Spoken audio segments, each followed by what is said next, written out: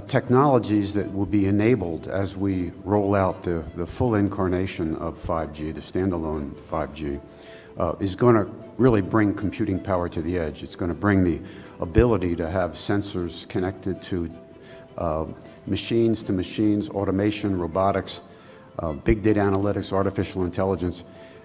So we as a society are going to benefit tremendously as individuals, as organizations, in so many different ways, but we will become dependent on these technologies, and we will have to make sure we have systems in place to mitigate the risks that are there, because malicious actors are going to find a way to hack in, and so we have to be prepared for it. But it's going to be a whole new paradigm.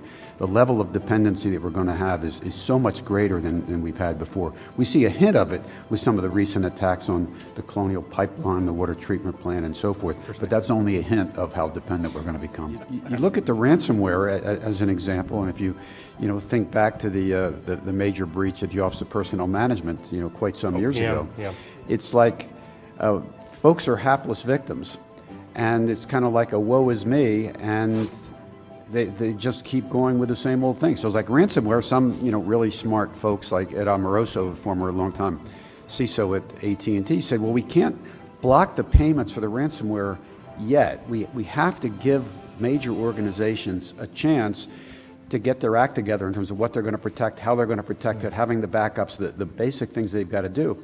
But we as a society have to find ways, and I think some of the collaborative work coming out of the executive order is going to try to do that, to incentivize and motivate and create real accountability.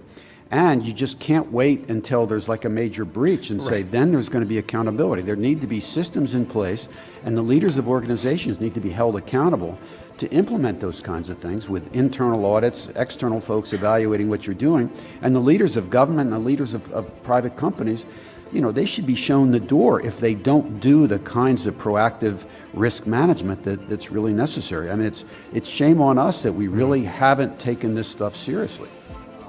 But I think the issue of information that needs to be available in special trusted relationships, where you would not share with the government, but for example, network operators, telecom equipment suppliers, or other suppliers, the operators need very good visibility into what the equipment and other suppliers are doing and how they're doing it.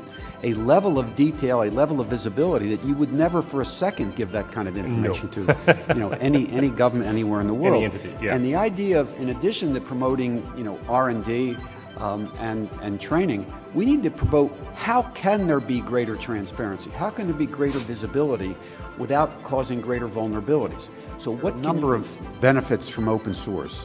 As we look at telecommunications general, I think the path is toward virtualization. And there's a lot of pressure from the operators that they want to commoditize everything. And if you can commoditize things in open source, then they can save a whole lot of money. I think when you look at the dollars involved, and I think Paul Scanlon was involved in a session yesterday, one of my colleagues, our CTO for our network business, and he said the actual CapEx is very, very small in terms of the equipment. So you're not going to be saving as much money as you think by the virtualization of, for example, the RAN. And open source, a certain amount of wishing it was so. The political community wants to believe that Open RAN is the alternative.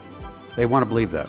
And they discourage discussion that indicates that, well, maybe it's not going to happen soon enough. It's not going to create that much of a cost savings. It's not going to address security issues, as you mentioned. And it's very difficult, and there are a number of political subject areas where folks really can't talk about things.